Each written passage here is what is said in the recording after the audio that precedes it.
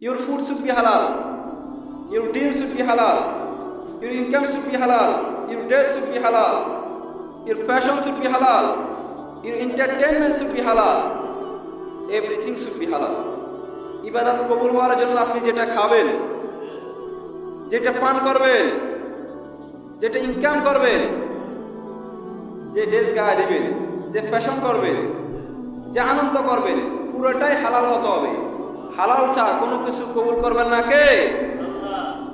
এই জন্য আমাদের জীবনটা আমরা হালাল দিয়ে সাজাবো না হারাম দিয়ে সাজাবো? আমাদের জীবনটা হালাল দিয়ে সাজাবো। হালাল অল্প হলো, হালালের মধ্যে বরকত দিয়েছেন কে? এই জন্য রব্বুল আলামিন বলেন, ইয়া আইয়ুহান নাস কুলু মিম্মা ফিল আরদি হালালান তাইয়্যিবা ওয়া লা তাত্তাবিউ খুতুওয়াতিশ শাইতান ইন্নাহু লাকুম আদুউম মুবিন।